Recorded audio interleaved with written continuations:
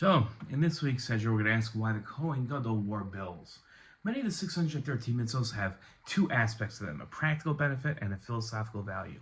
All too often, Jews are confused about a mitzvah because they don't perceive either the practical benefit or the philosophical value of the mitzvah. Understanding even just one of these aspects lends clarity, but at the same time leaves some confusion. An example is in this week's Torah portion, and it perfectly fits and illustrates this point. In this week's Torah portion, we learn about the bells that are sewn onto the bottom helm of the Cohen Gadol's robe.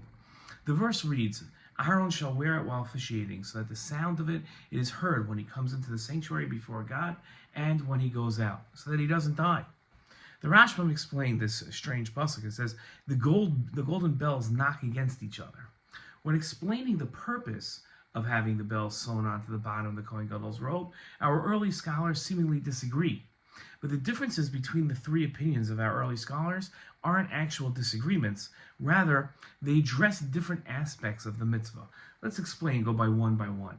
The first thing we're going to look at is the Cheskuni, who explained that the sound of the bells was meant to alert the people that the time that the Cohen Gadol to perform the service in the tabernacle had arrived.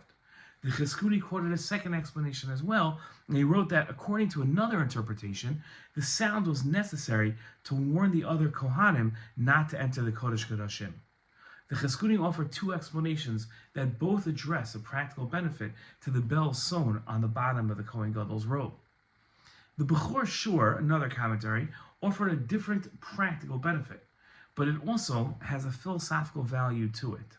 The Bechor Shur wrote that the purpose of the bells was that they ensured that the Cohen Gadol didn't come before God like a thief tunneling into his home. The Bechor Shur explained that we learn proper conduct from the requirement of the bells, that a person should not enter his fellow's house suddenly in case he is doing or saying something private. But if the owner hears him coming, he'll be able to hide from the person knocking on the door. That's where we get the idea of knocking from. The Ramban offered a third explanation, one that is purely philosophical. Ramban wrote that, in my opinion, an explanation for the commandment of the bells is necessary, since there was no practical need to wear them, nor are they customary among dignitaries. God said that he commanded that they be made in order that the sound be heard in the sanctuary, that the Kohen enter before his master as if with permission. For he who comes into the king's palace suddenly incurs the penalty of death according to the court ceremony, just as we find in the case of Achashverosh and his scepter. The Ramban's point is that, unlike the practical benefits of announcing the time of the service has begun, or warning the other Kohanim, or of not seemingly to tunnel into the home, there's a proper way of acting which requires a person to pause before approaching God, and not just storm into the service. The bells alerted the Cohen Gadol to the serious act of service he was to start imminently, and that he should be prepared for it. And the need for preparation before engaging in a serious act extends past the Cohen Gadol to every Jew like you and me. It isn't just a need to prepare for the service in the temple, but any time a Jew prays or studies Torah, they must take a second to contemplate the seriousness of the act that they're about to engage in.